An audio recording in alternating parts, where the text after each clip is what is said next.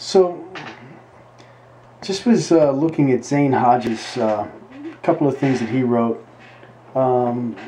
He wrote something way back in the 70s, I believe, on James, and then recently did some videos on James. I didn't find all the books on what Zane had to say about the book of James.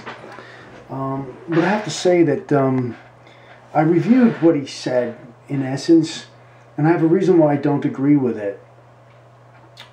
First of all, because from everything that Zane had said, and even Bob Wilkin had said on James, I noticed that first of all, there's been controversy over this for years, so no great scholar gets it all in one basket, if you want to put it that way.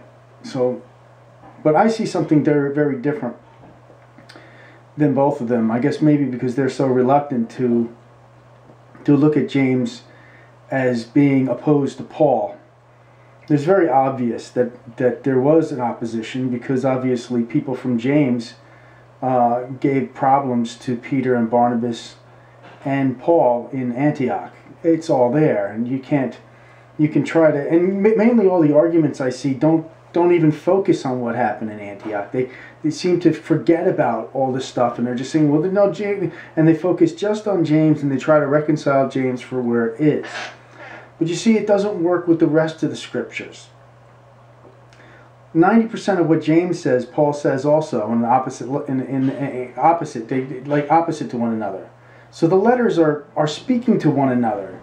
It's no accident, I don't think, that you find things that James said, many of things James said, that the same stories about Abraham being justified by faith, the same stories about the same phraseology when it came to when it was said that if you've committed one sin, you've committed them all.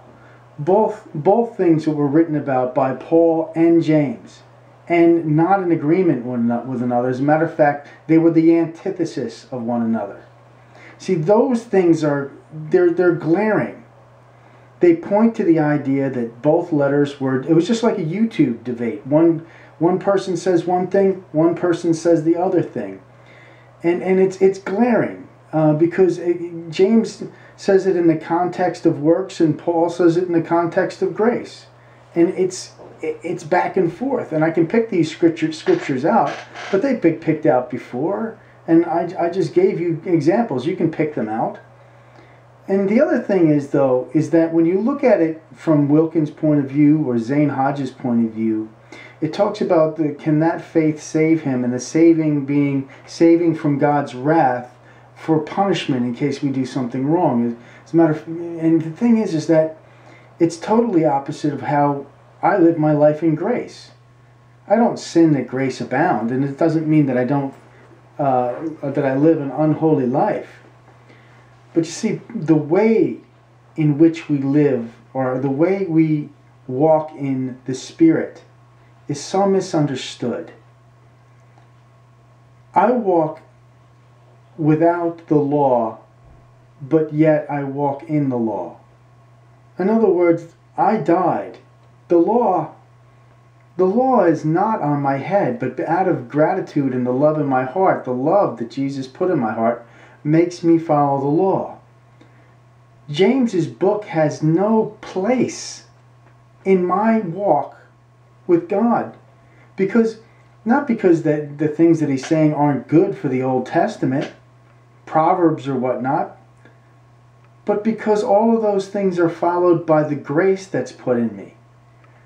You see, when I walk with God's love and not this, oh, I've got a fear that I might fall into sin, it's ridiculous. It doesn't even come into the play of my mind that I would live in sin. The reason why is not because I'm trying to keep myself from anything. It's because I don't even think about it. It doesn't bother me. It bounces right off because I live in His love. I live in His grace. And you're like, well, you're not looking to see if you have sin. Look, I know I'm not looking at it. I don't have to worry about it. I don't. I can make, make a list and start comparing my life to your life, and I don't have any. I don't. I'm a happily married guy. I live my life to do all the things that are, pleasing to my wife and my family out of love, and those pleasing things happen to be some of the greatest things that God looks at and says, oh, well, look, these are good things, being a good husband and father. And I don't have to go to a seminar to learn how to do it. I don't need somebody to instruct me how to do it, because the love that God put in my heart makes me be able to pour that love out to my wife and my children and my family. Do I need a whip of responsibility? No. I'm a responsible person because I love. I work hard because I love. But I don't need to be justified by my love, because if I was justified by my love, then that's not love. And the reason why is now I have to do something in order to be loved. That's conditional love.